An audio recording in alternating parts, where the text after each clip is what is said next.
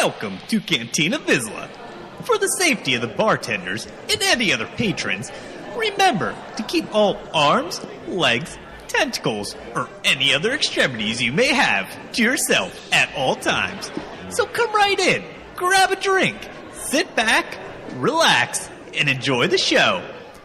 Coming to you from the Panic Room in the crap part of the cantina, I'm Sparrow, and with me, as always, is a man who some say was raised by Jawas. All I know is I call him Stan. I can confirm that they are disgusting little creatures. Well, I mean, I figured there was a reason for your lightsabers. Yeah, that's it. I think, they make better for disintegrations. Oh, man. It has been a while as far as going through, and it's been even longer since CG has come out with anything for the game. Yeah, we like to play chicken with news. We're like, let's just put it off a day. We'll wait for the news to come out. Then we'll have something new to talk about. Then nothing comes out. So then life happens. Then we're like, you know what? Might as well just wait for next week. Surely we'll get some news by then. We'll have something to talk about. Nothing comes out. Life happens. Then we're like, you know what? Let's just wait for next week. We'll get some news. So we'll have something to talk about. And here we are, 3 weeks later with not really a whole lot to talk about in the game. Well, we did have plenty to talk about. There were updates to the game. There were server updates that is... how were they listed? Inconsequential to the game? Yes. Or will not be visible. It's all behind the scenes that all these updates have been. Some of them have been text updates. Some of them have been... I don't even know. I don't even want to know. It just has not appeared. There's been a little bit, I should say. There's a few things. We'll get over that. But I think the big news, the big stuff, has got to be all the Star Wars universe stuff going on right now. It is a lot, and it is awesome. Yes, everything but Galaxy of Heroes is a buzz. So let's get right into it. What have you done in this universe? Because I'm sure you've been watching and playing some new Star Wars stuff. Yeah, man. Jedi Fallen Order, been playing that. Been listening to Resistance Reborn. I think we're going to talk about all the Star Wars universe stuff at the end of the show, so I don't want to get too much into it now. Well, we can at least go through that we have been both watching The Mandalorian. We will get into that later, but that's pretty much all we need to say about that.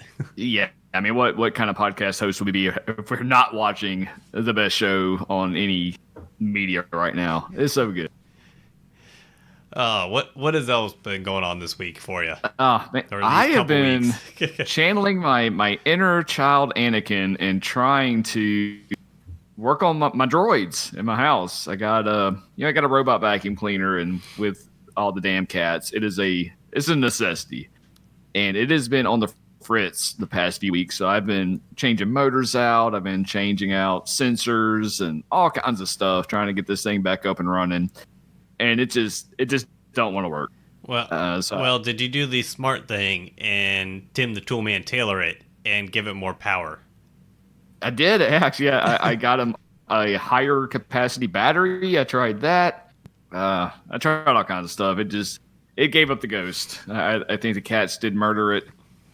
So I am in the market for a new robot vacuum cleaners. If anybody out there has some good insight on one of those, hit me up. We'll talk shop. It is the perfect time of year for it to die, going right into Black Friday.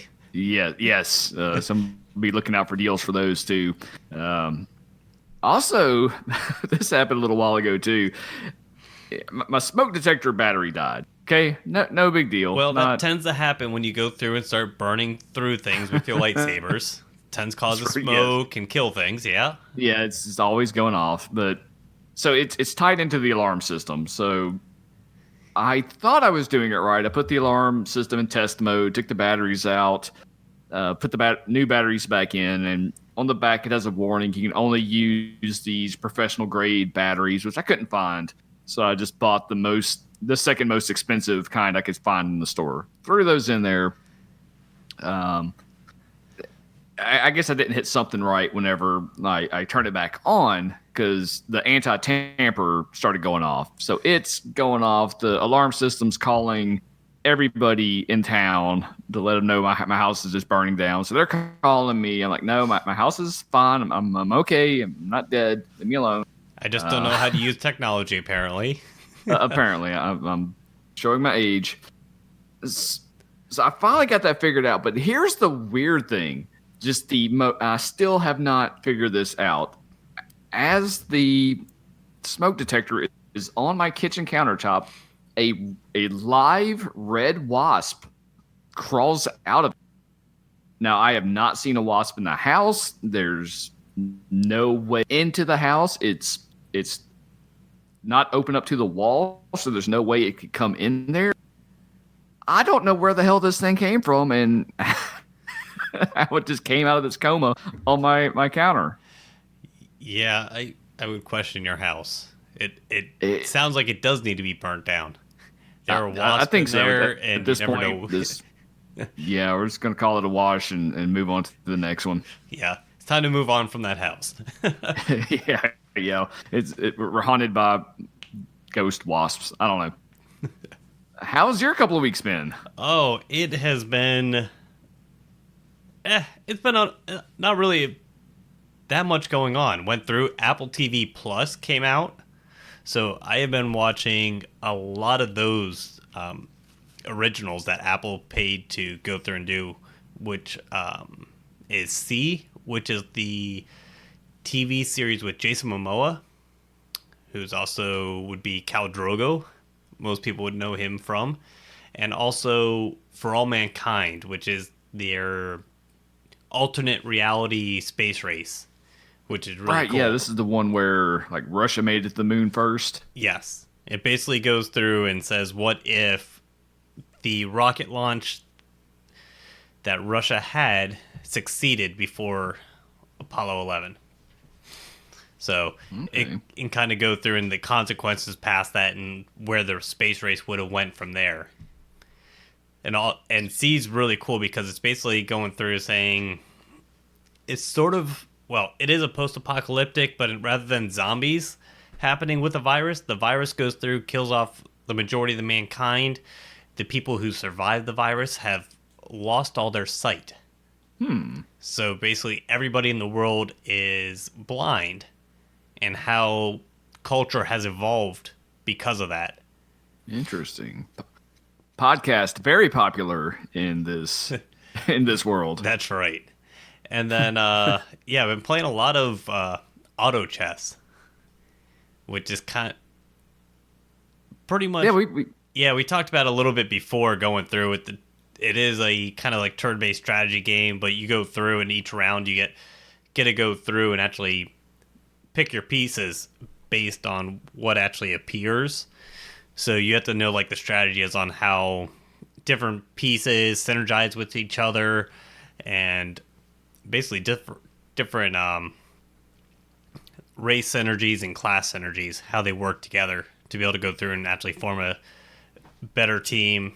And when you're going up against certain teams, knowing the counters and which ones you have to go through, get different synergies to be able to counter the other team. Gotcha. So it's pretty cool. There's a lot of strategy with it. I've not found a good YouTube channel or anything like that. All the YouTube channels I've been finding on it are just basically people playing and not really going through and going, hey, this is the meta team. This is why. This is how you should be building towards it. So it's a pretty big learning curve and still trying to work out what counters what items work with what character is the best. So yeah, it is a big learning curve. Okay. Now back to Apple TV Plus. How much is this a month? That is, it's only like $3 or $5 a month, something like that. Okay. It's really not that much. I had the first year for free because I got the new iPhone, so I get a year for free. Gotcha. But I believe it was only like $5 or $6 a month. But some other question on that, kind of comparing it to Disney Plus, and so I guess everything's going to have a plus now. Yeah. On these shows, See and For All Mankind, are they dumping them all at once, or are they releasing them week by week? Week by week. Okay. I kind of prefer that, actually. I really like the community that's built up around Mandalorian and being able to talk about it. I mean, it's harkening back to this appointment TV that you can't miss. Yeah, I prefer it also. You go through and you have something to look forward to the next week. Yeah, they basically dump at the same time, but it gives you an opportunity. You can watch it any point as soon as it's released. And a lot of the news media and everything, they usually go through and give it 24 to 48 hours before they actually comment on anything of the new episodes that released. And I guess Apple TV that I was watching, they have a series called Dickinson, which is basically going through in a dramatized version, fantasized version of Emily Dickinson on how she grew up and actually created her poems and kind of creating a story of what caused her to actually write her poems. So each episode is basically going over her writing a poem and what events transpired in her life to actually cause her to create or cause her to write that poem. So it's a pretty cool take on that whole writing a poem and everything. It was like, oh, that's actually kind of cool concept for a TV show. I could just do it like drunk history style, and that would be pretty funny. It kind of is. Oh, awesome! Yeah, it kind of goes through when you have. It would be trying to remember when it's actually set in American history, but you're going through and actually watching American history, but at the same time they go through and actually use current language for it, and they're talking about rapping and different things like that, and you're like, what is going on here? They're going through and dropping acid and everything. Oh, all right. Yeah, it's out there. Okay, let's check that out. But let's start getting into the game here. And we had a few weeks. Yes, it's very slow. These grinds are very slow as far as taking any character up to a usable level now. So what did you get done? Well, again, we had the chase, so I was blowing all my Cantina energy, so tons of relic energy. He was able to get General Kenobi, Padme up to relic 7. Yeah. I should have done that a while back. I actually switched my arena team to the Padme team, and it's doing much better than my mods would allow my Darth Revan team to go. So that's been nice. Yeah, I've been running into that with arena. I've been falling further and further back. I guess they still say top 50 pretty easily. It's usually between 50 and 20, but I've been noticing falling back further and further as people go through and get a couple more relic 7s or relic 5s on characters. Yeah, I've been all over the place. It is like some days I'll be in the 60s, some days I won't fall past like 19. I don't know. It's all over the place. Let's see, what else did I do? Negotiator got up to 6 stars. That has definitely helped my fleet arena climb. But I am holding off there. I'm going to save up until we see what happens with Malevolence. And, we'll see how that goes. Put some Zetas on Rex and Echo, kind of prepping that general. Trying to prep that General Skywalker team whenever I can finally get him farmed up. And old Ben Kenobi, I got him up to gear 12. All right. Oldie but goodie. Makes an appearance on the list. All right.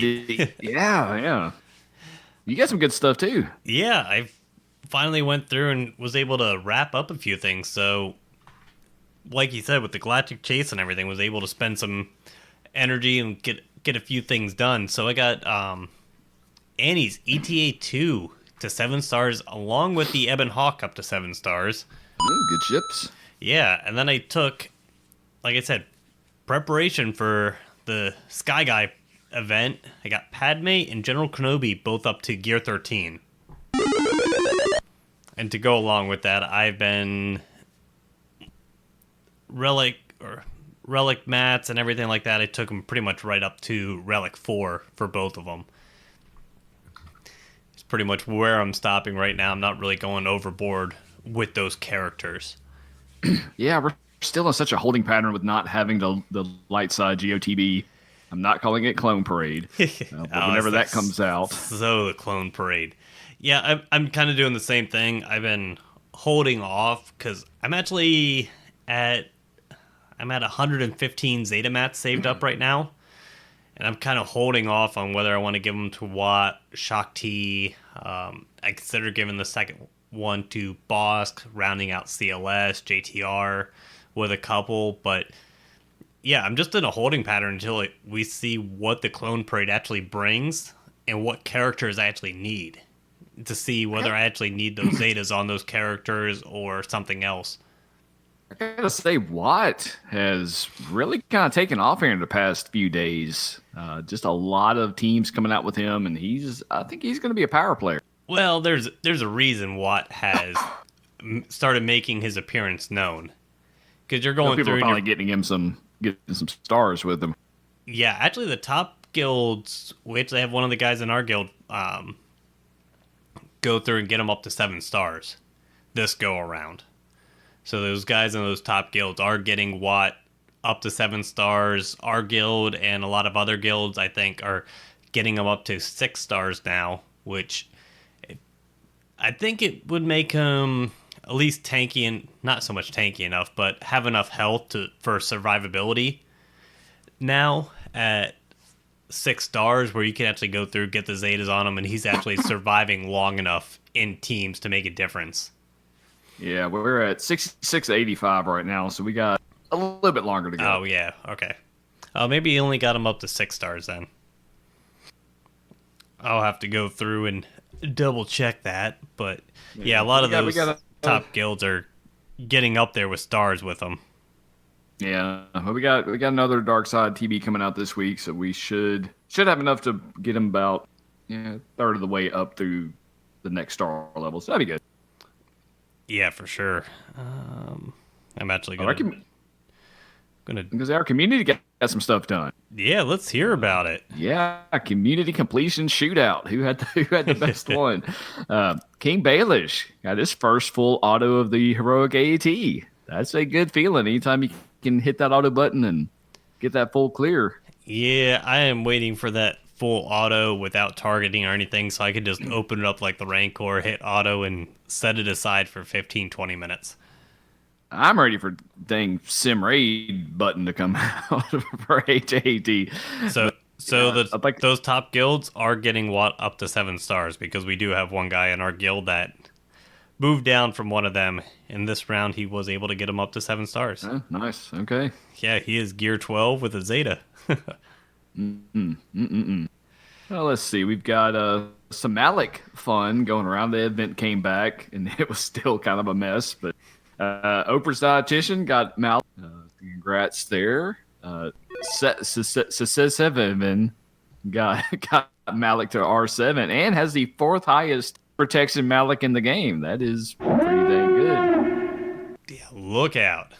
Yeah, not to be undone. Our boy Sev Zalo got his wedge and cracked top 100 in arena with a wedge lead.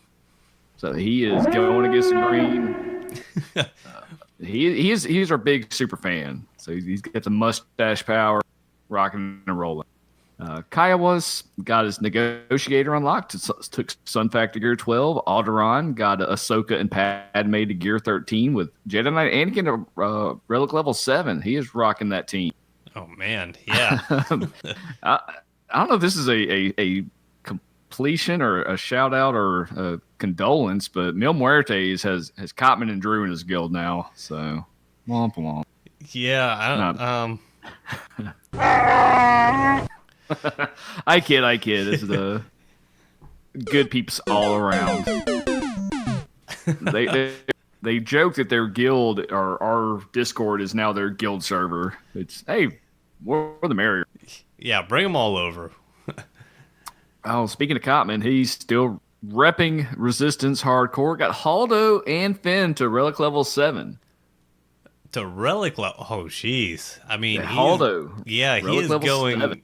All in on the new movie, hoping Haldo gets a capital ship. Man, I think it's gonna pay off. I really do. If not for that, then for some sort of event, because they're gonna be they're gonna make you use Haldo for something, and I'm gonna love it. I don't know, but look, go over what else he has done with the Resistance there. He got Poe and Rose to Gear 13 Rec level 4. Oh man, okay. He's all in. He is going all in. I mean, he's going to have 2 very good Resistance teams, and it's going to be like JTR and droids and everything at just Gear 12, just wiping through everybody. And then this secondary team of like Finn and Poe, Holdo and Rose, just because they're relicked out of their minds that no one will know what to do with that team.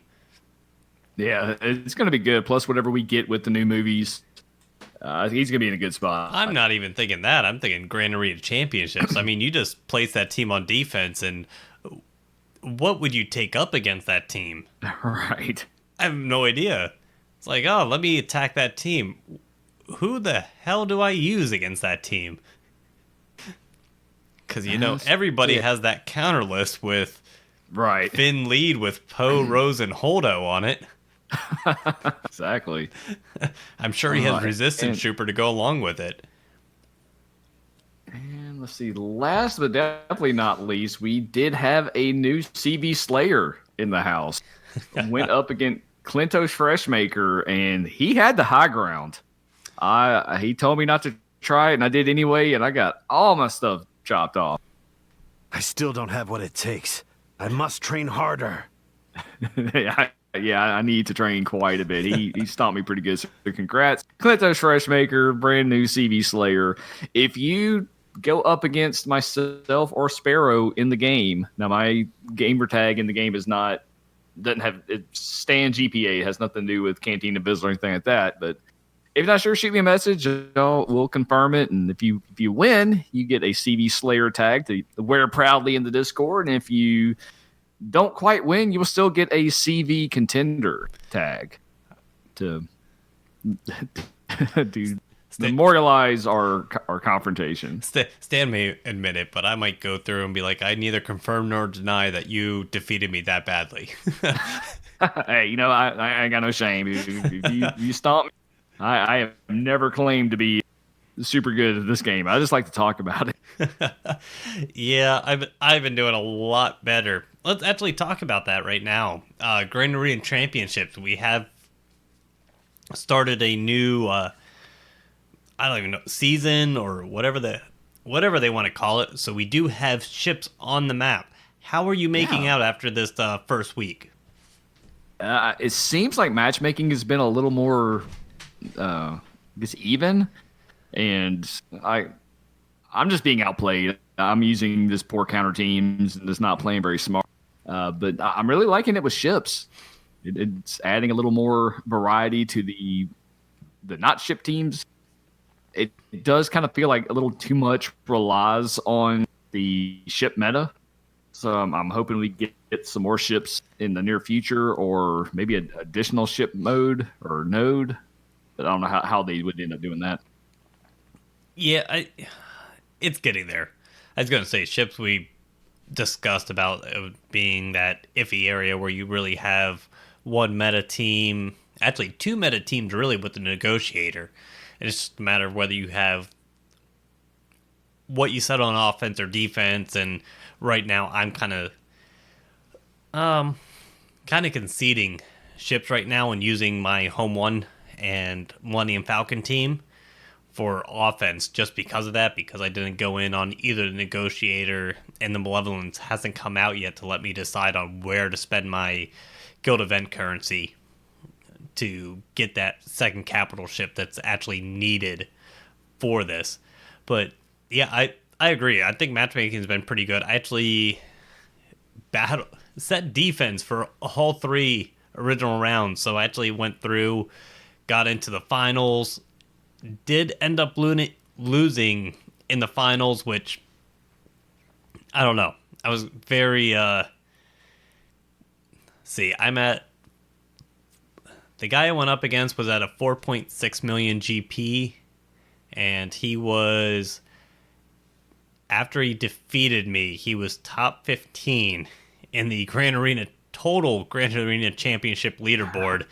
And we were going over like what he said on defense and what I beat and what he had left and what I said on defense.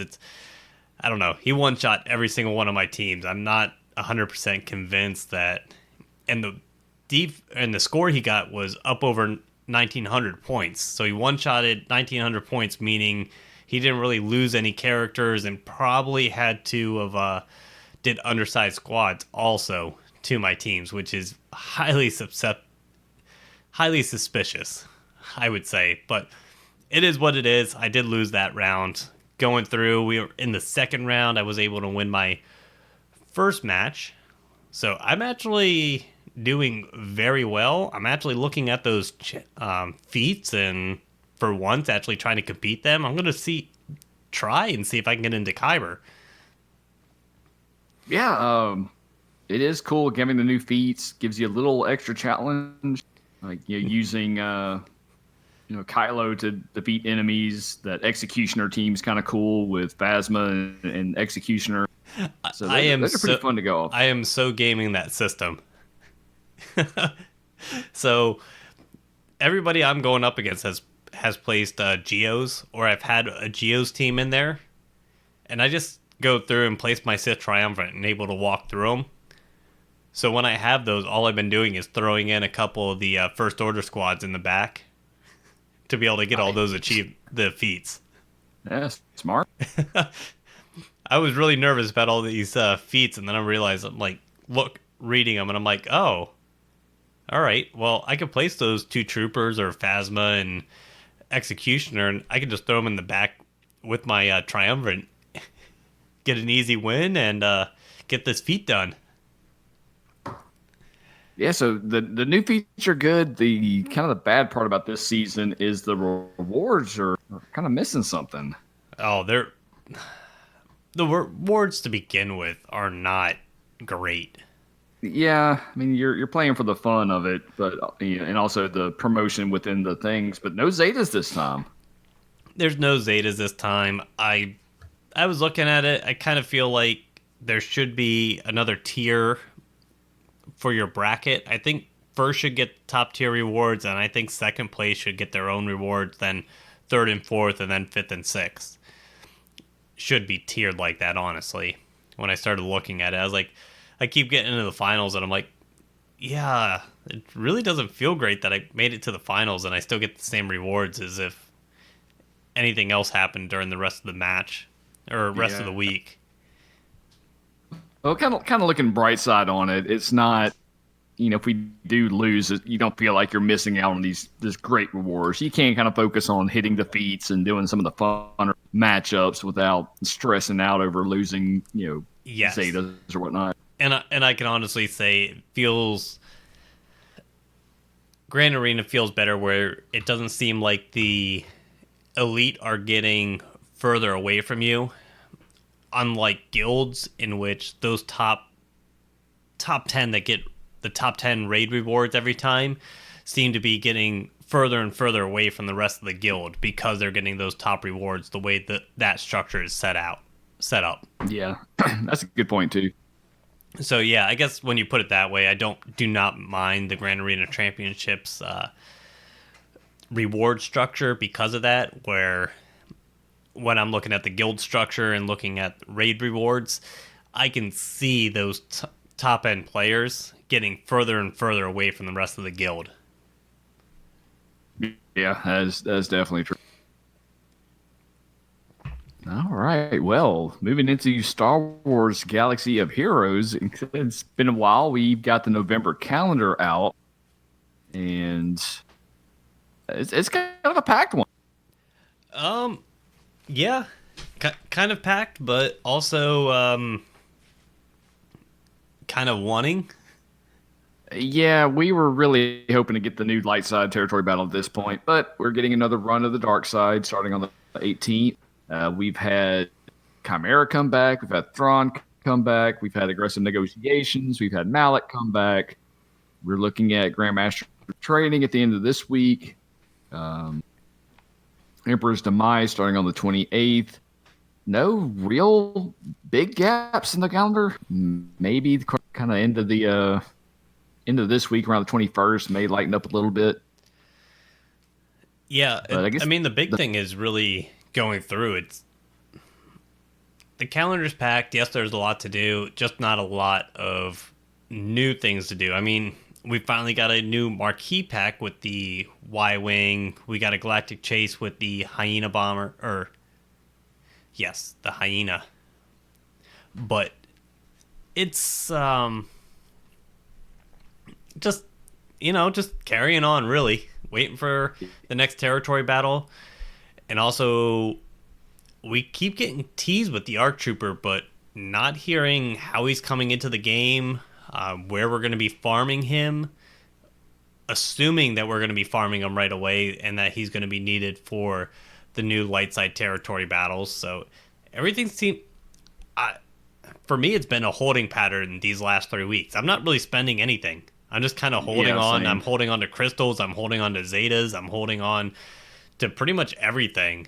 Just, I mean, other than trying to get characters geared up for General Skywalker. That's the only thing I'm gearing up, really, because I know I'm going to need that eventually, so I can concentrate on that type of teams and starring up some ships and characters. But other than that, I'm not doing anything, and this calendar did not change any of that at all. Right. Talking about spending, that did kind of remind me. We have had a lot of kind of newer packs come out, little $3, $4, $5 packs. Did you bite on any of those? No, I did not bite on any of those. I looked at it and I'm like, it gives me a lot of this gear, but nothing that's like a handful of stun guns, a handful of this, handful of that. And I'm like, yeah, it's a couple sims. I only need like 2 or 3 pieces out of these packs, and those 2 or 3 packs are basically maybe 100 crystals worth. So it's an arena. You win an arena, I can buy refreshes and get those. Yeah, the packs are weird.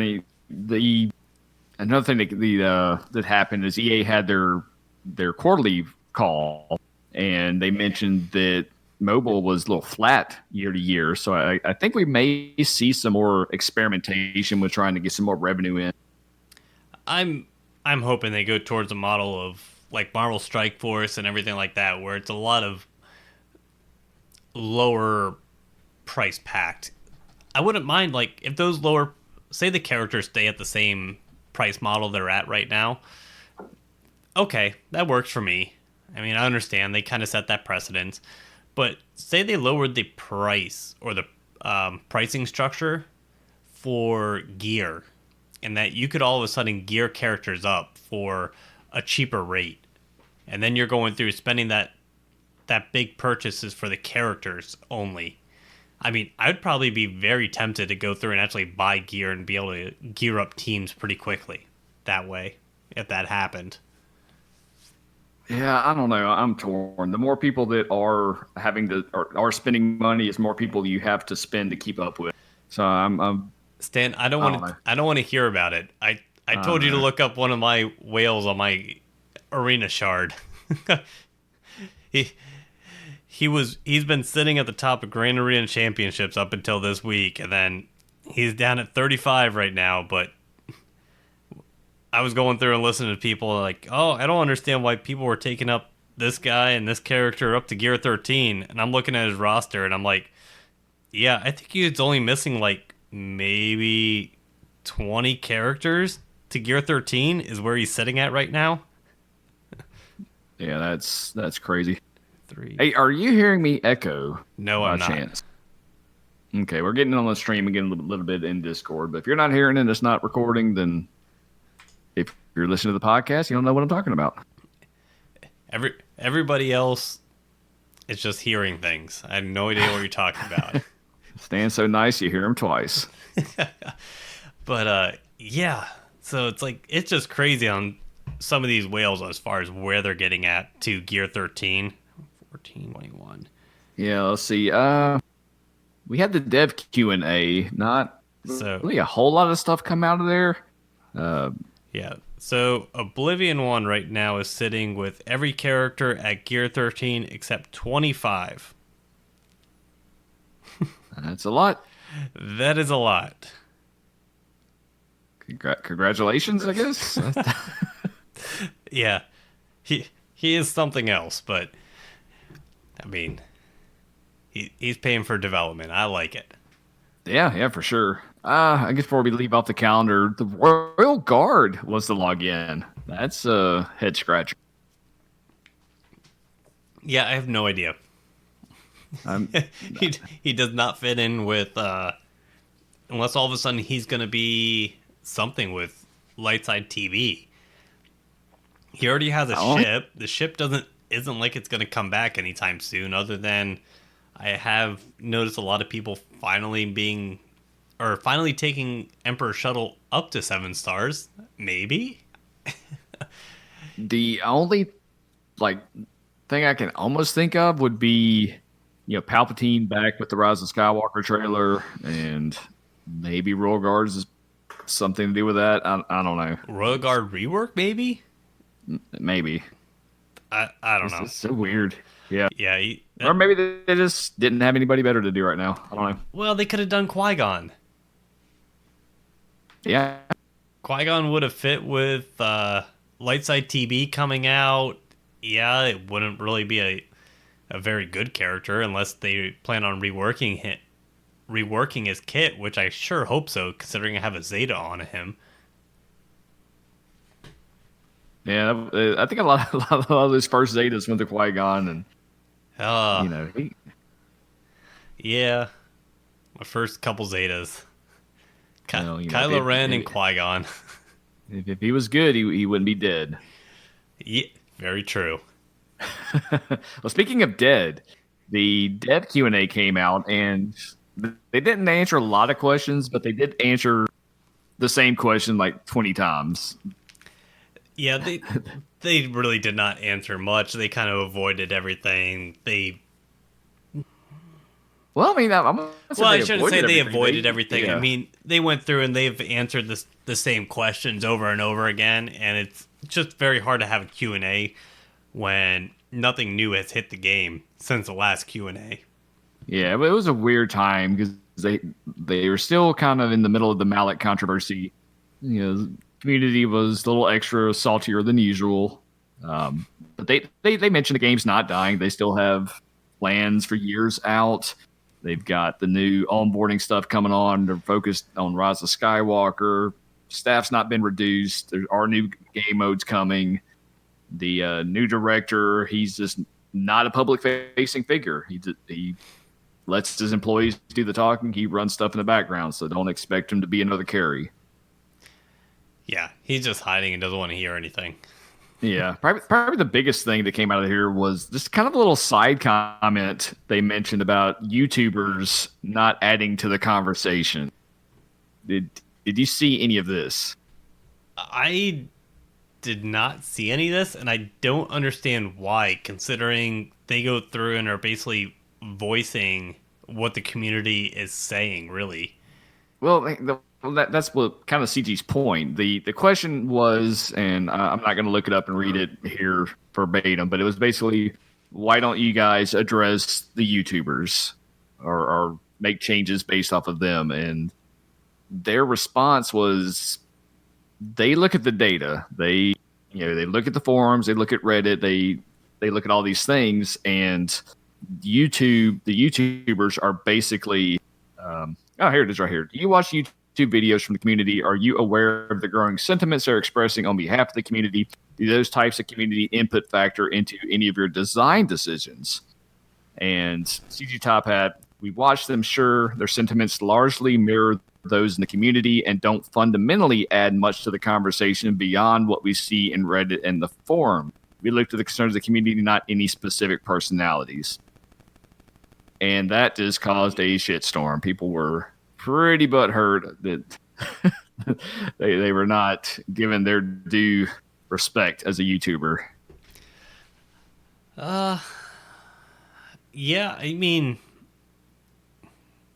yeah, they may not be adding to the conversation on what actually changes to the game, but those same YouTubers, a lot of people go through and listen to them as far as if they come out with a new character or whether it's worth gearing or starring up characters. So CG not addressing them and not giving them any acknowledging them at all really kind of hurts them, because when they come out with a new pack or new character and the YouTubers jump on there, actually wail out for the ship or character and say, yeah, we geared it up, we tried it out, and guess what? It's not going to do anything, so don't bother buying it. CG loses a lot of money that way.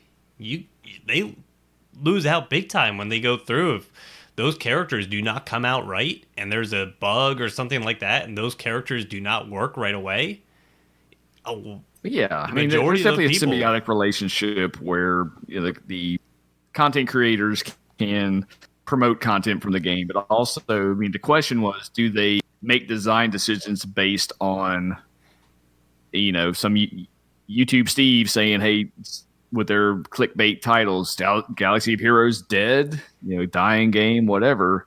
But I mean, yeah, CG's not go. But I mean, in some way they should, because a lot of people go through and they're like, hey, should I download and play this game? And they look up on YouTube to see what the game's all about, and that's the first thing that pops up. Yeah, it does hurt CG and hurts the game, and that they should be considering them part of the. They do add to the conversation, just not the conversation CG wants to have. Because the YouTubers go through and I guarantee anybody that goes through and that starts up playing this game and they type it in, some of those top videos of these YouTubers coming up for Star Wars Galaxy of Heroes is how much I spent in this game. And when you have Arnold just coming out with a game and it's close to $9,000 in the game over 4 years, you have other players coming out and they're in thousands of dollars. They're seeing the clip of Mobile Gamer trying to get Jedi Knight Revan for the first time, or was it Malik? I forget. Either way, when he was going through gearing up all those characters to try, I think it was Malik, to trying to get Malik the first time and spending $500-$600 to try to get a character. Yeah, it does hurt your game. I don't care whether you say it doesn't add to it doesn't add to their conversation on design developments to the game, but guess what? It's gonna turn people off from downloading your game and playing your game or spending any money on your game because of what those YouTubers say. Yeah, I mean, that's if the data backs it up. And also, you see these things too. I got Malik, I got all these characters. I haven't spent thousands of dollars. Yeah. Well, yeah, there's always exceptions and everything, but when they're going through, if you're a new player and you're looking at, hey, should I spend money in the game? And you go through and pull up YouTube videos on how much money it takes to get a character or a brand new character up to 7 stars, yeah, it will turn a lot of people off. Yeah. I mean, yeah, and they do say they are aware of the community concerns, but they're not going to take one particular content creator above others. That I agree with. I mean, they shouldn't take one content creator over all others, but when they group all YouTubers together saying they're not adding to the conversation, I strongly disagree with that sentiment. They fundamentally, I mean, they are basically mimicking what Reddit is saying and what the forums are saying, so they're not. I don't know. Yeah, it's just a platform where YouTube is so strong right now when it comes to any sort of game. Because look at any game that comes out, even the new Fallout game. I mean, that pretty much just dropped to nowhere because of YouTube channels and Twitch streamers coming out and saying how bad it was. And then they go through and have to scramble to fix it real quick because of a handful of YouTubers. So it's something that going through and having that sentiment against them, I shouldn't say sentiment against them, publicly saying that is not a good look when they do hold that much sway within the community. Yeah. Let's see. I'm trying to move through this. There's a whole lot of questions, so definitely check that out if you haven't. They mentioned kind of how long does it take to create characters, their QC plan, checking on cheating. Their QC plan is amazing because they went through and a Reddit post said, hey, you do realize the next first order feat is impossible to get because it ends at the start of the attack phase. And they're like, good catch. 90 employees here in this office did not catch that. Yeah, and they did mention how like they're so forward looking.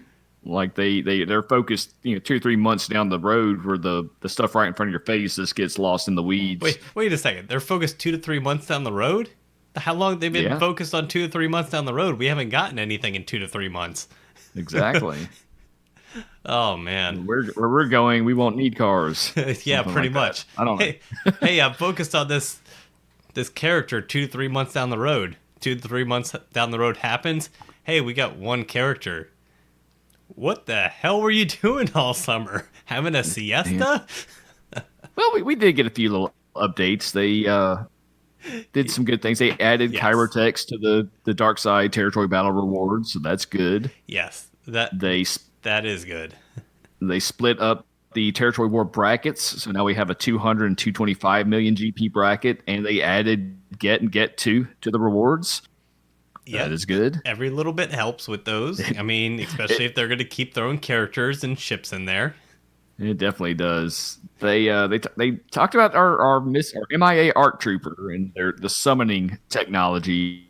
And if you have multiple characters that can summon, there is going to be an order of who's priority. So that's going to be some interesting play there. And we got the BLT Y-Wing. Yeah. It says BTL. I'm just going with BLT. I mean... Yeah, it's delicious. Yeah, it just sounds like a more appetizing ship you want to use. But, yeah, I've been... Like, when we were going through talking about the YouTubers, I mean, they went through and wailed out on this ship. And... honestly, it goes through and it's not usable at 3 stars. 5 stars, it's there. It doesn't really do much. It seems like it has to be at 7 stars to be able to go through and get it, or make it usable within a negotiator ship. Yeah, I mean that's pretty much any character now almost. Yeah, but I mean even then when it was at 7 stars, it wasn't. It was allowing the ship to win against Home 1 rather easily. It was still difficult with regular negotiator ships, but at the same time they did say that it might be because that ship is heavily reliant on how many Galactic Republic ships are within a team, and because you don't have that final reinforcement slot from a 7-star negotiator, it negatively affects that ship. So going through, basically their thing right now is like, hey, if you don't go through and have a 7-star negotiator or close to a 7-star negotiator, it's not worth going through and purchasing this ship up to 7 stars. Yeah, definitely. So the pack on this one's kind of interesting. The amount of crystals you get almost offsets the cost of it. Oh, I did not look at that. Yeah, it's $20 pack, and you get 1,500 crystals with it. Huh, interesting. And 30 shards, so that's something. Yeah, that is definitely something, but not tempting enough for me as far as something enough. Yeah, I was gonna say not gonna happen, especially when it's a ship that I'm not gonna be able to use right away. Yeah, I will wait for it to become farmable and go from there. Yep. Especially right now. I mean, I'm so close to wrapping up characters, so it's like as soon as it does come out, I can go through and spend a couple refreshes for the ship and get it up there pretty quickly. Yeah, I may spring for the pack because you're kind of gambling on where it's going to end up being farmable. Yeah, that is true. But let's see. We had the Galactic Chase. How'd you make out with that? I ended up with, where did I put it at? 5 of 85. Yeah, not too bad. My mind reading here from the screen that's in front of me. Right, yeah.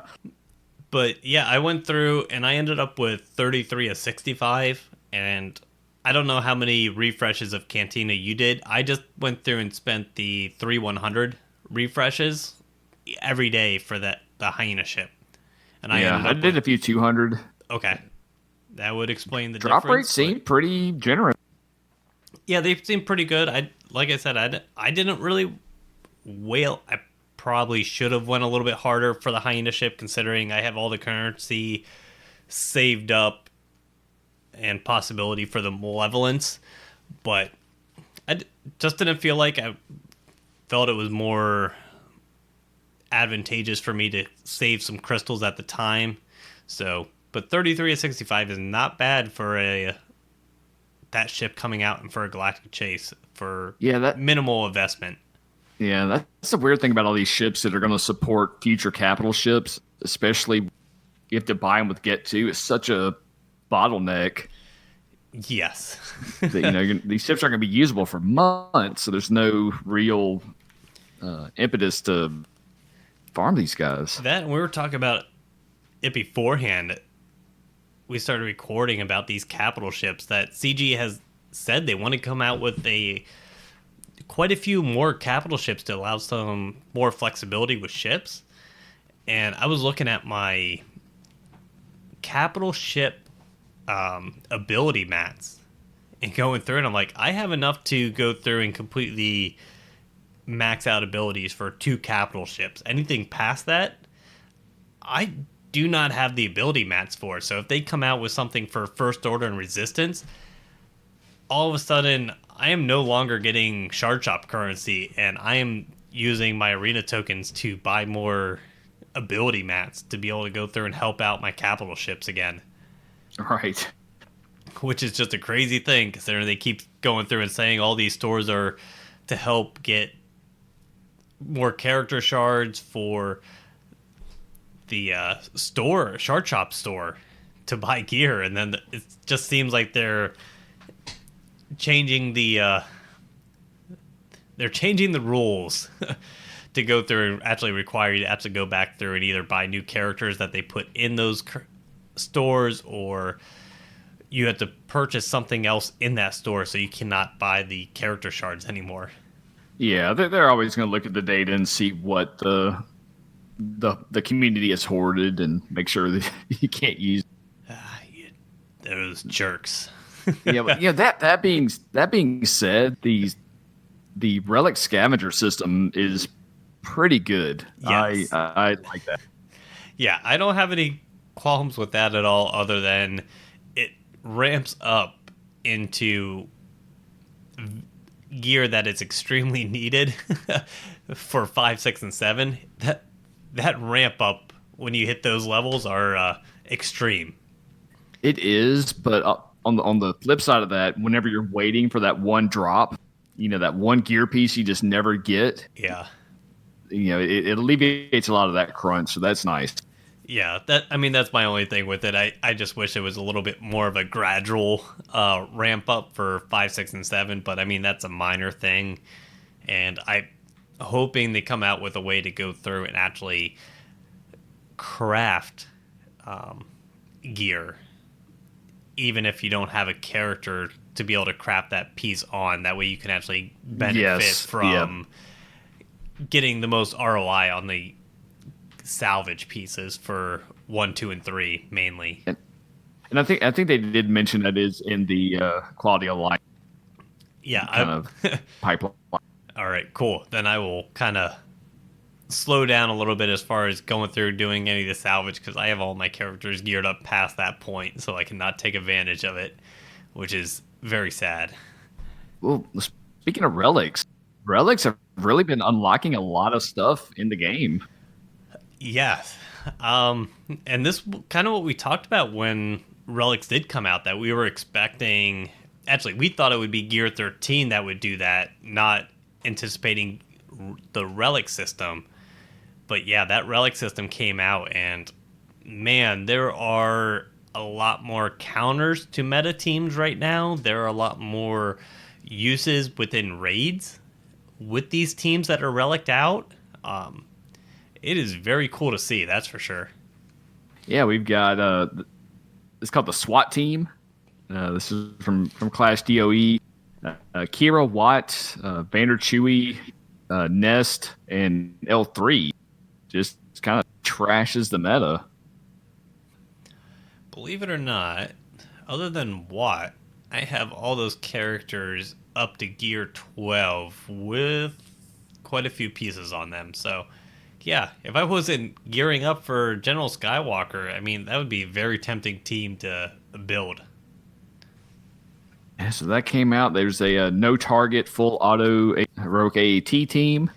I think that one was both with General Anakin Skywalker. I saw one with, I want to say CLS. I saw one with Wampa. There's been a few of these no target full auto teams now with reliced out teams. The clones, I think it was Shakti and clones were able to do it. Yeah, so, yeah, a lot of that stuff coming out there. Even heroic Sith triumvirate, like a solo roster. Yeah, I was gonna say not solo team. This is a solo roster that was able to accomplish that, which is, man, I remember seeing that the first time for the heroic tank, which was really cool, and seeing, or they did the 3-man and then they did the single one with the heroic tank. So man, mad props to the guy that went through and soloed the was it Skeletrex that did it? I think so. That did the heroic Sith on his own, which is absolutely amazing. And I think he live streamed the whole thing. Yeah, that's pretty cool. That had to been just the live stream had to been just more mod switching than anything else. But did you hear about the secret team that many Bothans died to bring? We don't talk about that. That's a guild secret. Oh, this was so silly. This it was amazing, honestly, going through, and we've kind of discussed it on how guilds take themselves way too seriously at times, and this seems like it was more the case. Yeah, so apparently CLS is a good team with Chewbacca and Han Solo. And they can take out Anakin Skywalker. Who would have thunk it? I mean, no one in the community knew that, and there's no counter sites that you can go through and pull up in which that appears. Gee, a high offense team can counter a team that really doesn't have a lot of defense, but lays down and dies if you hit them hard enough. Yeah, that's amazing. Yeah, it's having too much time on your hands, not enough new content, so they just try to find something to complain about. That's all it seems like. So was it Warrior mentioned this team in one of his live streams or chats and got kicked out of his guild for it? Yes, he went through and mentioned one or two teams that were going through because he was live streaming, not even on his main account, on his alt account, I believe it was Grand Arena. And he went through and was trying to figure out what team to use, and just kind of, he's like, oh, I'm going to use CLS, Raid Han, and Chewie. And it went through and popped up, hey, you're going in with an 100-size squads. Are you sure you want to do that? And he's like, you know what, let's just play it safe and throw in some couple other random rebels. And he picked a couple random rebels, and that just happened to be what the team is that count is the specific counter. And someone in his chat went through and asked about him, hey, what other teams does this team counter? And he went through and mentioned Skywalker and a couple other teams. He's like, you have to mod them a little bit differently, but yeah, they can't counter it, and all hell broke loose apparently. Yeah, that's I get wanting to have like a little secret tool in your back pocket, but it's a CLS team. It's not like you're using Tusken Raider and Gamguard. Yeah, it's like, hey, I have all 3 Tusken Raiders, Gamguard, and Visas Mar, and it just annihilates these teams. Exactly. Anyway, so silly. Let's see. Well, the other thing we were seeing were Dark Side Territory Battle easy mode. Oh yeah, kind of easy mode. Phase 4 still was not very easy. Yeah, still no 33 stars. I kind of half expected to see it this time around. Yeah, that Phase 4 is something else. It seems like, I forget what I was listening to or whether we were talking about it, that Phase 4 definitely does not seem like Gear 13 Relic 7 is even the answer to be able to go through and actually get through those teams. It almost seems like CG has mentioned it, that 6-dot mods will eventually get upgraded. It definitely seems like it's gonna need upgraded 6-dot mods to be able to go through and consistently beat Phase 4 of these Geo territory battles. Yeah, that's what I'm thinking. Because, yeah, those top guilds definitely did not get through it, even though they do have pretty much everybody at, I would imagine, Relic 4 at the very least, with quite a few Relic 7s to try to get through those battles, and they did not do that. Oh, man, we are running kind of long, but let's keep moving on. We got something exciting coming up here in the next week. Yeah, we were talking about this on how I figure, I put 2 years. Geez, 4 year. Wow, it has been that long. So the 4-year anniversary of this game is 11/24. So we are recording on the 17th, so a week from now. And I wanted to go through and ask you, how are you preparing for any 4-year anniversary shenanigans that CJ may appear? Yeah, I'll probably save some energy for double drops kind of a couple days before, but really there's not a whole lot to prep. We just get some free stuff and some sales. Well, I mean, it depends on, let's put it this way. If you're a frugal player in which you go through and kind of, some players, they go through and they get enough crystals to buy that piece of gear they need. They spend that crystals immediately and basically go through and only have a couple hundred crystals in their bank account. I am saving crystals. I have, I think, close to 5,000 crystals or something like that saved up currently. That is going to be for the 4-year anniversary. I'm kind of seeing that way I have plenty of crystals for refreshes for any double drops that I can go through and either get gear, finish up characters, or anything like that. That is the big thing, and everything towards that is going to be for the Clone Parade prep or General Skywalker event prep. I'm going to be gearing characters, finishing starting up characters, and everything strictly for those 2 game modes.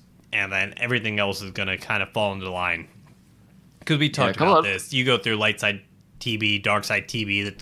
The teams that you build for those events carry over into like Grand Arena Championships, Territory Wars. So that's the way I am focusing and getting ready for this 4-year anniversary. I'm hoping they have a special event or something like that to go along with it. But, I mean, I'll just go settle for double drops, I guess.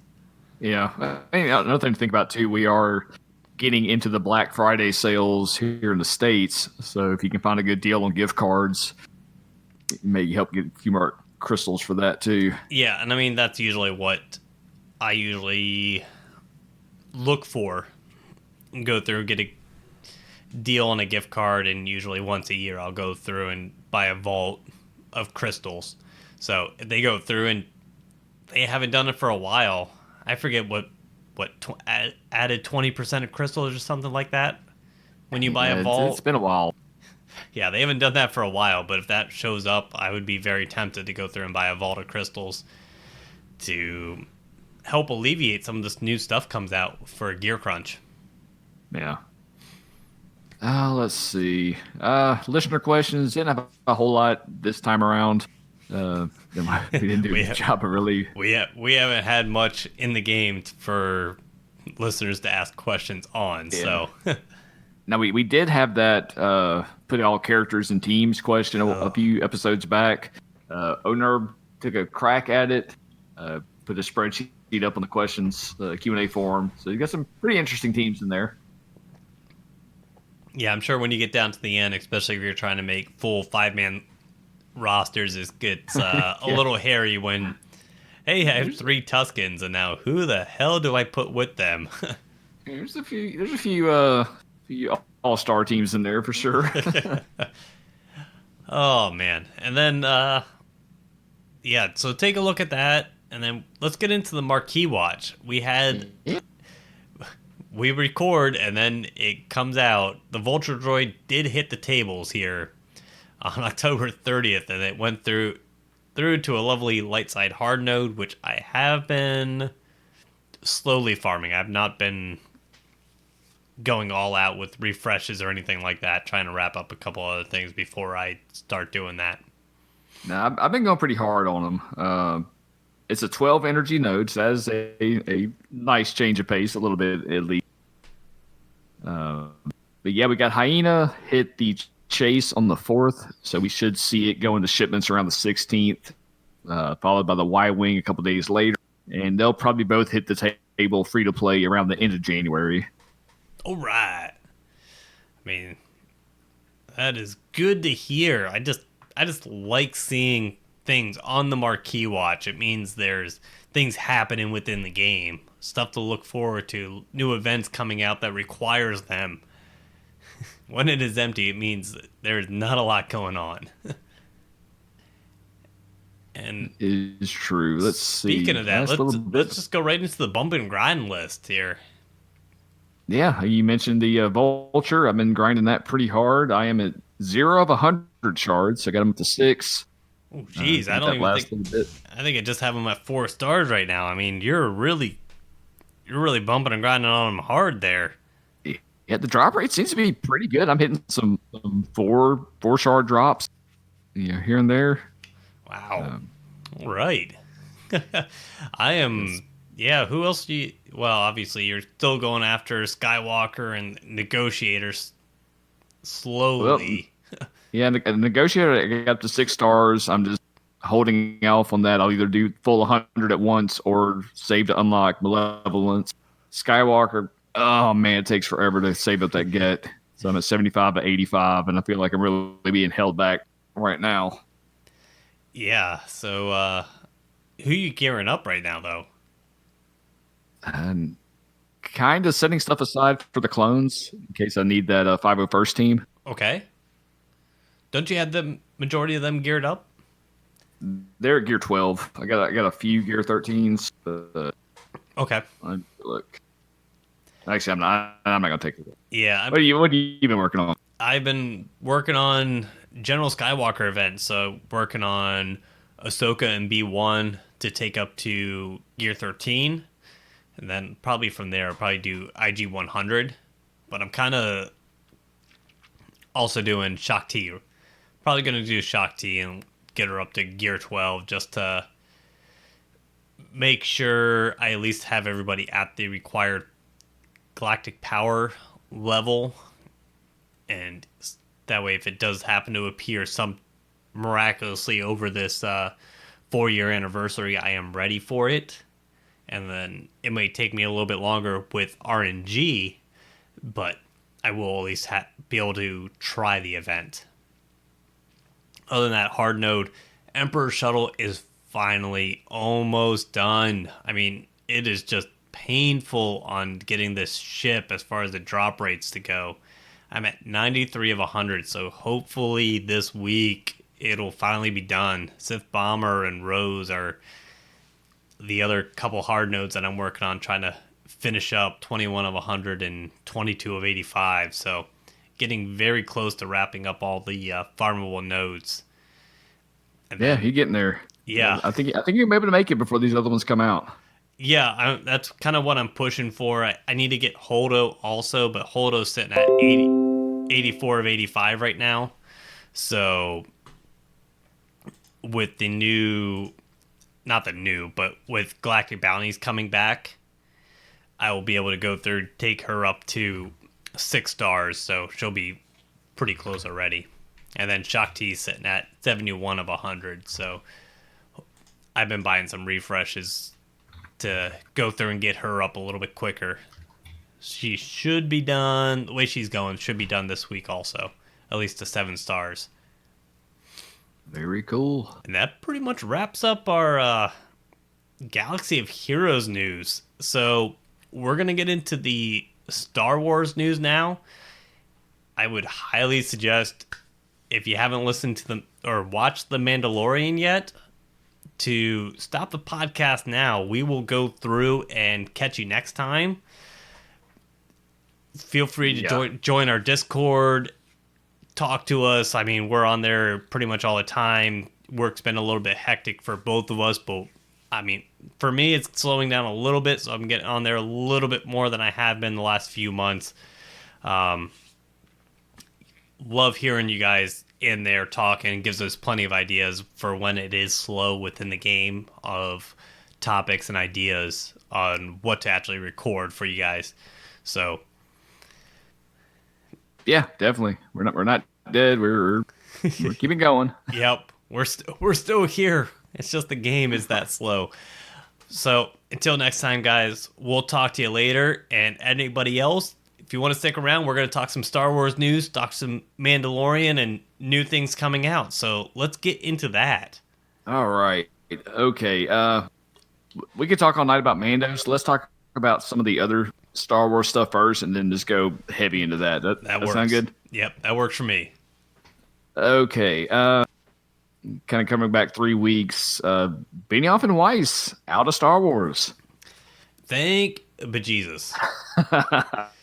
The amount of stuff that has come out about Benioff and Weiss with Game of Thrones and everything is just like going through. It's like everything I hear about them was like they were just, as soon as Martin left Game of Thrones and said, all right, guys, you aren't really doing what I asked you where my vision for this series was, and you're just doing your own little thing. They just kind of want, I just need this to be over with, and kind of rushed everything, didn't let other people write, kept it within a small little group, which really hurt the last couple seasons of Game of Thrones because of that. And that was everything I've heard. It seems strictly to be because of those two and the restrictedness of the writing room. Yeah, I don't know. Like some of the stuff they've said, like out at cons and things like that. I don't know if they're purposely trolling people at this point, or did they just get so incredibly lucky with the first, 3/4 of Game of Thrones? No, the first 3/4 of Game of Thrones, the reason it happened is because George R. R. Martin was so heavily involved within the writing room. All right. After that, he went through and realized the show was going to outpace the books. So he took a step back and said, here's the basic outlines. You guys know roughly where I'm at. If you guys have some input or anything, let me know. But I'm going to concentrate on the books. He took a step back. They would ask him some questions, and he's like, this is what I would do for this, this, and this. And they're like, when everything came out, they didn't take any of his advice. So he just said, fine, just don't. You guys go through, and you have my notes and everything, and it's up to you now. And that's kind of where it went through, and they just wanted it to be over with. Yeah. Oh, it's such a tragedy because so good, and it's still a lot of, even the final season was good. It just could not nail the ending and something that fast. It has been. It was good, but the final two seasons seemed rushed. And going through and finding out afterwards that they were offered another season, they were offered more episodes to try to flesh out the full plot lines, and they turned it down because they said they could get it done in the amount of episodes and the amount of seasons that they wanted to do. Just, it bothers me that you're going through, if you're trying to do such a big piece of work like that, and you just go through and you get to the end and then you rush it because you just don't want to be involved with it anymore, is what it seems like. But at the same time, it makes me optimistic to see what Martin actually comes out with in the books when they do, hopefully, and finally. If they ever come out. Yeah, if they ever come out. It gives me some optimism on what those books are going to be. The more and more we hear from these two on how much they just wanted out of Game of Thrones, because they keep saying it took 5-7 years of my life and everything away, and I just wanted to do something else because I was doing that for so long. And I'm like, yeah, that makes sense, but still, I mean, the fans are so invested in it, and that's, I think, the big concern with Star Wars is wrapping up this 40-year saga in a way that does it justice for all the fans. And, you know, of course, there's going to be people bitch about it, but yeah, I'm optimistic. And that's what I had my concerns about with them taking over. I'm like, oh, that would be really cool. And if they go through and hit it off, they can do very well. But as I heard more and more, I'm like, it seems like they're going to get bored towards the end of it, and then it's not going to conclude very well because they're just going to rush it. Yeah, I think Disney going forward is really going to be careful with Star Wars. Even on their quarterly financial call, it's going to be a few years before we get a new Star Wars feature film. You know, this has gone on every year, either a Star Wars story or a saga film. We're going to have to wait a while. So they're kind of redoing all their plans. I'm hoping they kind of change that and just come off with a little bit more of the one-off films and maybe not the trilogies. Oh, this is Hollywood. Everything has to be a trilogy. That's right. That's right. Speaking of trilogies, Disney Plus launched, obviously. Yeah. And they've got all of the original films on there in 4K, which is pretty awesome. Did you see what else they did? I did, yes. Oh. If you're thinking the same thing I'm thinking of. I'm maybe not. What are you thinking? Well, they fixed some of the effects, like the lightsabers, but they also changed the infamous Greedo Han Solo scene. Ah, yes, I did hear about that. I did not watch that yet. I was thinking more of the visual effects, especially with the lightsabers, on how they went through and changed I shouldn't say change the visual effects. They mimic the new series and new movies effects for lightsabers. So you actually have a natural glow to it. You actually have shadows on the faces of the actors coming from the lightsabers. And I'm not going to lie, I do like that, because going through, it's like, what actually ages a Star Wars film? And it is the visual effects. So just doing something simple like that, all of a sudden it goes through and you're like, yep, that's really dated movie, to going through and you're like, yeah, that looks like a pretty good movie right now. Yeah, they need to go back and redo the CGI, add another rendering pass, get some more, bump maps and effects and lighting and, all the special effect terms on there, kind of make those look better. I know they're going through and trying to walk a fine line from not changing it from the original to updating it. And I think they did a pretty good job with the overall, just trying to go through and update a couple of the pieces like that with the lightsabers and everything like that.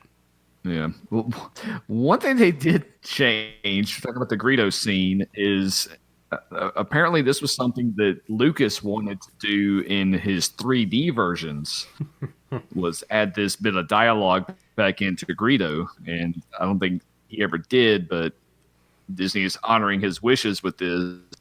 Now, whenever Greedo goes to shoot first, as he has done in canon, he yells out something that sounds like McClunky.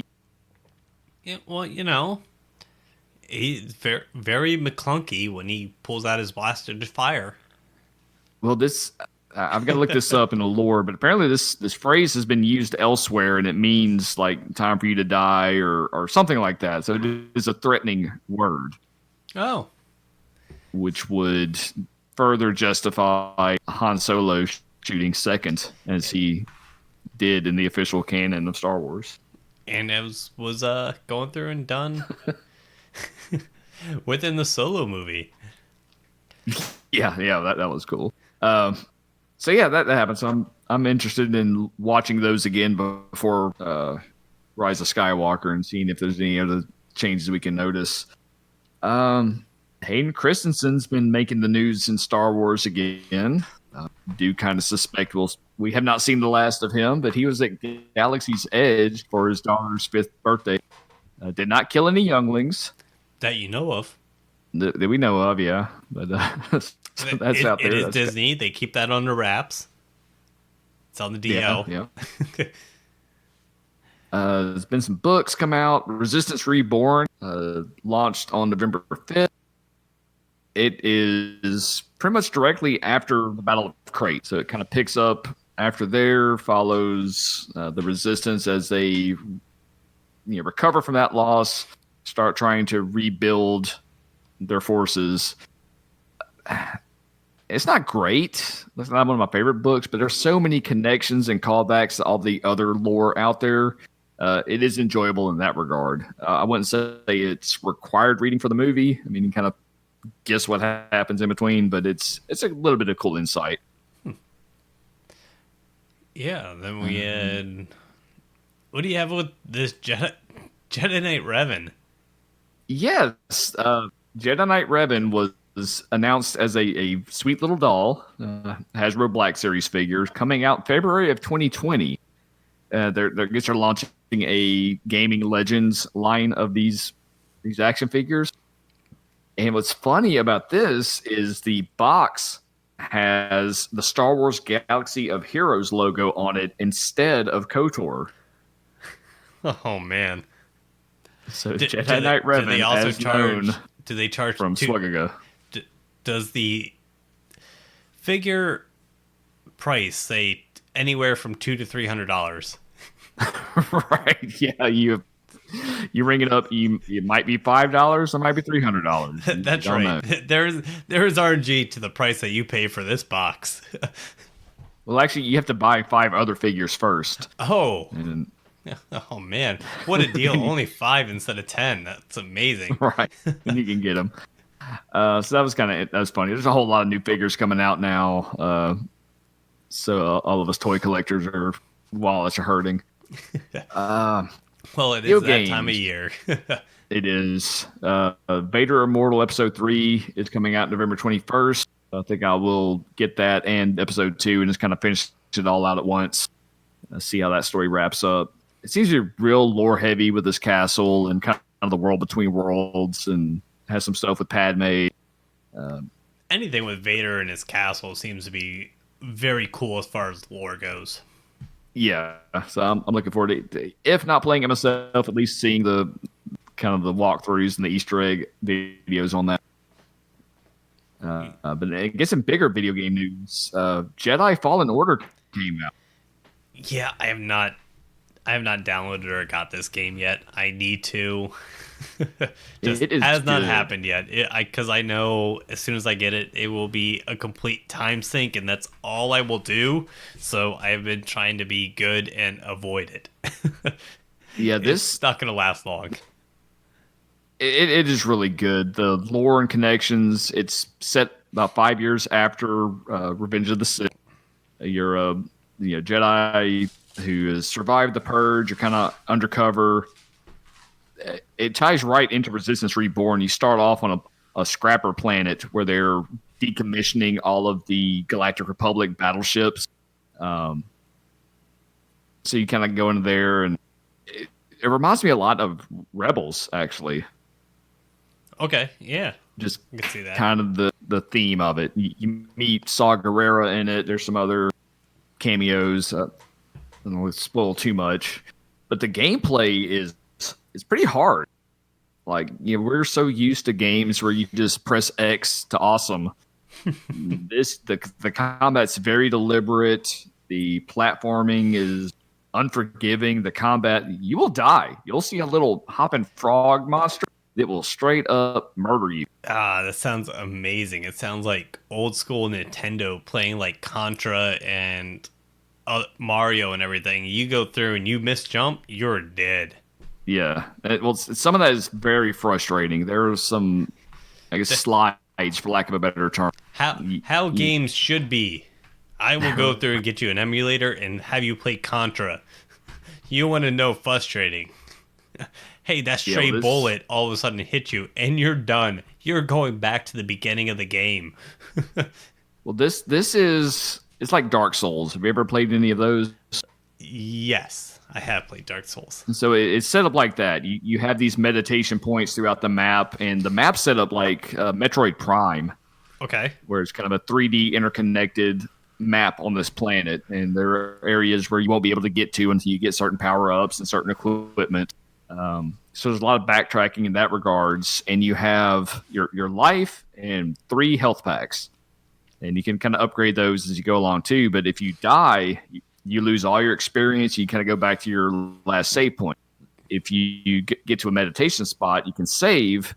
It'll save your progress. You can level up. It also respawns all of the enemies. Yeah, yep. It definitely sounds like an old school NES, SNES game. Yeah, it's fun. Kicking it back. Yeah, I like that type of gameplay. Yeah, so I'm having a lot of fun with that. I'm looking forward to it. It's actually torn me away from Destiny. So that's saying something. Now, let's get into The Mandalorian. Holy moly, this show is so good. Yes, it is very cool. Both of us has watched the first 2 episodes of The Mandalorian so far, and man, I had anticipation of this going through and kind of reminded me of Firefly. It has not disappointed. You go through kind of plot-wise as far as bounties, going through, trying to keep going through, surviving, going through, having the... Man, he is kind of a bad... I don't even know. Is he a good or bad character? Because he's kind of portrayed as like a bounty hunter and kind of a bad guy collecting bounties, but at the same time, he's going through and giving everything to his guild to bring up basically the foundlings and bringing up the next generation of the Mandalorians, and he's going through and actually donating towards the cause. So it's like, yeah, he's bad, but he's also has a good heart at the same time. Yeah, we don't really know his motivations just yet. Yeah. So I think it's an interesting character study. But I mean, at the same time, I mean, it is a TV series. You can kind of see like the visual effects wise in his ship and everything. They aren't as...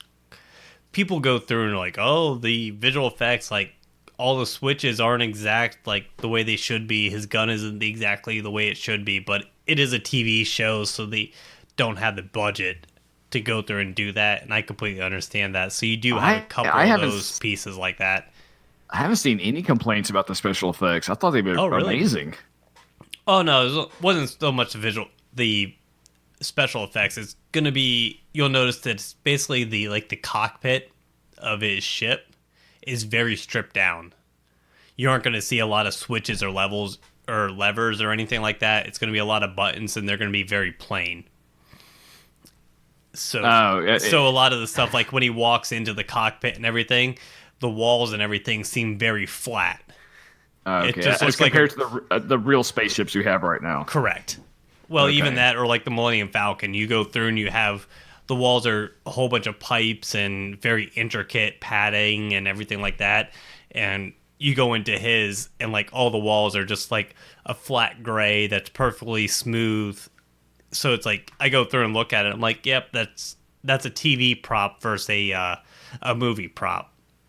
But it doesn't take away from the enjoyment. And I know people have pointed it out, but I'm like, hey, it's a TV budget versus a film budget, so it doesn't bother me. Yeah, that's an odd one for me, but yeah. So it's episode 1 starts off. I think we've seen most of that in the trailers and kind of pieced together from the footage what was happening. Finally got to see the guy get chopped in half. Yeah, figure out why he was actually there. Yeah, that was cool. I think what this completely sold me on this series was the shot of the speeder, moving left to right, hovering off the ground, straight out of A New Hope. It's like, yep, this is it. They did it. Going through, it was kind of interesting if you went through and watched any of the YouTube breakdowns of them going through and the time period it's set at. Going through and then going through and try to pay the bounty and Imperial credits. And he's like, no, not going to happen. I don't want any there. And they hand him, what do they call it? It was Akbar's race. Flan. I forget the race, but it was, they were called the credits Flan. And you actually go through, if you actually listen to it, when they set it down, it actually sounds like almost like a water balloon that they're squishing. Yeah. When they set it down, which is really cool, that he doesn't want anything to do with anything Imperial credit wise. And he'll go through and take less of a bounty because he wants a credit that's easier to use. Right. Or either that or he just has something against the Empire. Which could be true also because they were going through talking about the Beskar armor or metal that they went through and that he got later in the episode. It is he gets that from what they called a purge, and the purge happened from the Empire going into Mandalore and basically smelting all the Beskar armor and metal and taking it. So they go through, so I can see that him not wanting anything with the Imperial credits or anything like that because of that grudge of them coming out and what they call the Great Purge. Right. And Akbar is Mon Calamari. So we don't get a correction on that one. It was Mon Cal Flan is what they call the credits. So that was cool. And then, of course, we get to the big reveal at the end of that episode. Yes. Baby Yoda. A little baby Yoda. Kind of baby. 50-year-old baby. 50-year-old baby Yoda. Man, changing diapers for 50 years has got to suck. Yeah, man. No wonder Yoda looked like that. You go through, imagine all the crying. 50 years worth of crying. Oh, man. Yeah, that was crazy. So there's all kinds of speculation. Is it a clone? Is it just a normal member of the species? Well, not even that. I mean, they were going through a speculation of how many pieces of, or how many of that race, how many actual people of that race can exist at one time, because they're obviously force sensitive. And they were going through backtracking that 50 years would have put this, I forget Yoda's race, but would have put this bounty, which is Yoda's race, would have put the same birth right around Anakin Skywalker. Right. So they're going through when they say balance to the Force. If Anakin ended up being dark side, this could be the same strength of Force on the light side. Just going through when you actually age differently, that on when they actually become strong and actually be able to go through and balance out everything. It just happens later within their lifetime. It could be. I kind of don't think they're going to put that much weight into it, but that is a pretty cool speculation. I do not know if they will or not, because they were talking about, they brought up Yoda's race a lot of times within books and shows and movies and everything like that, in which they tried to do everything, and George Lucas went through and said no, and withheld a lot of stuff and said, I want to keep Yoda's race and his species kind of in mystery, and I don't want any backstory. So this was the first time that they were actually allowed to be able to do anything with Yoda's species. So it's pretty cool to see with that, and who knows where it's going to go from there. It's interesting, and I think it leads me to believe that they would go through and actually do more with the race and actually have a bigger plot line and possibly further down the line, because George Lucas has went through and held it within such esteem and like mystery for so long that I don't think they would just casually bring it up and just be like, yep, that was just part of the plot line, and not make it a bigger part. Yeah, we'll definitely see. The Empire client, the Dr. Pershing, he has a Camino patch on his shoulder. Ooh, I did not catch that. That's where kind of the cloner stuff comes into play. Man, a clone of Yoda's Force sensitive Yoda's would be, whew. That'd be nuts. Yeah. So that we kind of left off with the question: is this a Force sensitive? What's the deal with him? How the hell is he so cute? I think there's a lot of people are asking that. IG-11. What a badass. Constant need for self-destruction. Yes. Oh, great. I hope he comes back. I think he will. Yeah, I think he will too, just because I thought it was interesting that the supporting actors that they kept bringing up that was in The Mandalorian were both in the first episode, and both of them, like when you met them, you were like, oh, they're only really going to be in here for an episode or two, and that's it. Yeah, they're such good characters too. So I'm hoping like Quill comes back, which he did in episode 2. Ugnaught. Yeah, Ugnaughty. It's awesome. I have spoken. Yes. So yeah, off to a great start. Then move right into episode 2, and they just kept bringing it. The Jawas, they're so cool. Well, and they actually had, is it the Reek that we're going to be seeing in Lightside TV? No, that was not a Reek. That was a Mudhorn. Oh, the Mudhorn. Sure, yeah. Certainly looks like a Reek.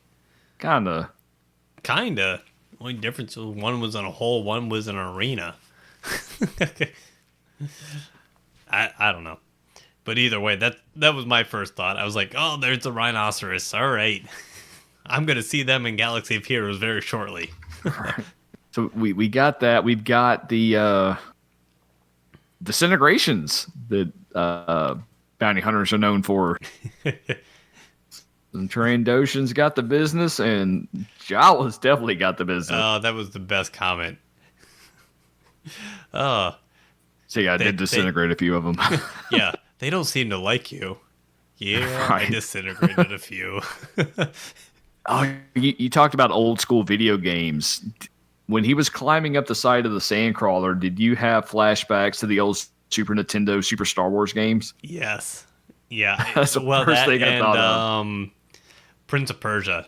Like, anything like that always reminds me of Prince of Persia with those side-scrolling games. But yes, the old Star Wars game also. Yeah, just climbing up the side of a Sandcrawler. And it was cool that he was getting his ass beat. His armor was jacked up. He was getting shot. He wasn't just, smoking everything in sight. I only have one qualm, which is like the end of episode 2. He goes through and fights, and his chest plate is just absolutely annihilated, like folded in half, sparking and everything. And then when he goes through and flies away, it looks fine. I'm like, his backup pair. It was a backup pair. All right. Yeah. It scratched and dented more, and I'm like, wait, how the hell did that happen? Well, they had some scenes with him repairing his armor. Was it their armor or different? I took it as different parts of the ship that they were repairing. It might have been the armor. Watch it again.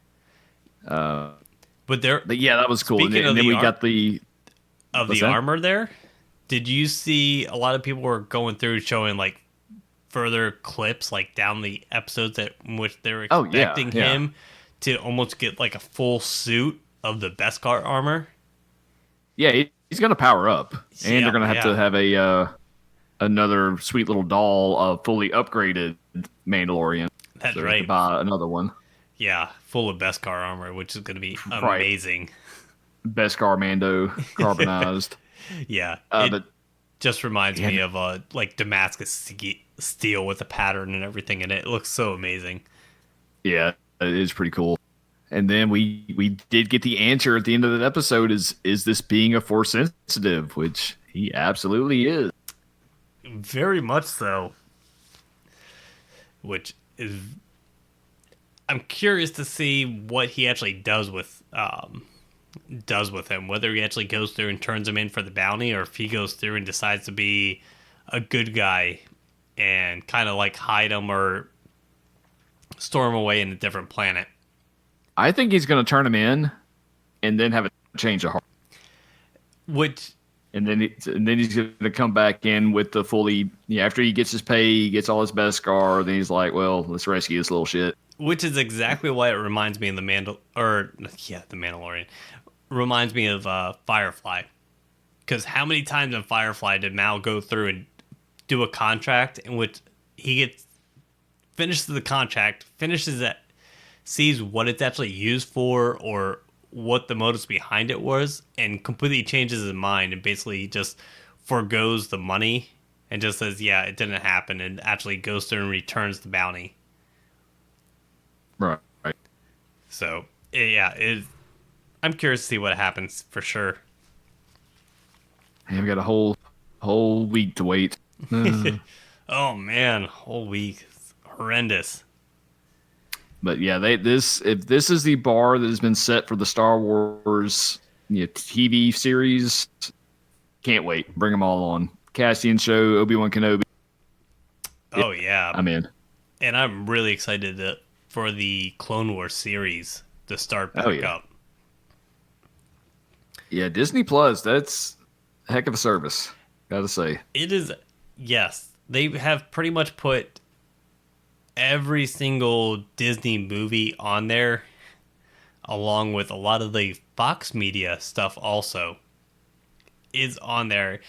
And people have way too much time on their hands. They went through and, I mean, the one was really easy. Disney did not include one movie that they came out with.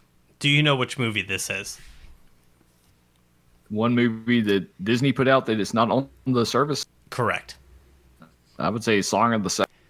You would be correct. That is the only movie that Disney did not release onto Disney Plus, which people were actually kind of surprised. Not surprised that they didn't put Song of the South on there, just because of the cultural references and controversy behind Song of the South.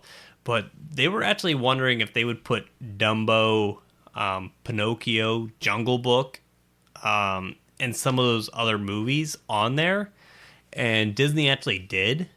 And if you look at any of the descriptions, the last sentence of all the descriptions say, this movie is depicted as it was originally filmed, and it may contain outdated cultural references that are not up to date with today's culture. And that's the way they went through it. I think that was a smart way of doing it. Yeah. Oh, I remember the other ones. The original animated film, Steamboat Willie. Yeah. Considering he goes through and blows himself up and creates blackface. So I think it was very good of Disney to include a lot of those. I can understand why they kept Song of the South completely off, but they did that. Somebody actually went through and figured out what Simpsons episodes were not included. And there are 3 or 4 Simpsons episodes that are taken off the Disney Plus platform because of the same thing. Didn't one of the Simpsons episodes had something with the Twin Towers?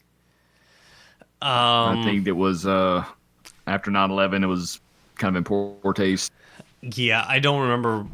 I didn't see didn't look into which Simpsons episodes they did take off, but there were like 3 or 4. I think it might have been that one. It might have been one referencing Michael Jackson. So there's a few of them in which they took him out.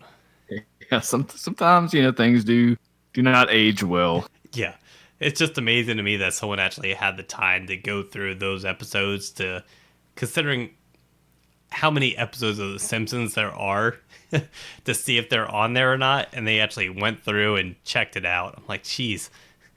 And all of that was up within a couple hours of Disney Plus actually becoming live. Right. Oh. Well, anything else? I mean, that is, like we said, Star Wars news was strong in our absence. Yeah. So such a good time to be a fan. That's right. Especially with, new movie coming out. We still have Clone Wars coming out. All this stuff just hitting. We had The Mandalorian going pretty much straight through until the new movie, correct? Yeah, it's 8 weeks. So yeah, it should take us, if not there, then pretty close. Pretty close to it. So yeah, Resistance is still going on. I need to catch up on that yet. I have not, which I don't understand why it's not on Disney Plus. Season 1 is. I don't know why the second one isn't. It's odd. I'm paying for the service. I should be able to watch it. Yeah, give me it. Yeah, give me it now. So that is thanks for sticking with us. This is a long episode, but thanks for sticking with us. We got through all of it, and we will catch up with you next time. Yeah, we did it. So until next time, guys, I'm in the Star Wars news and Galaxy of Heroes. Initiate self-destruct. Later.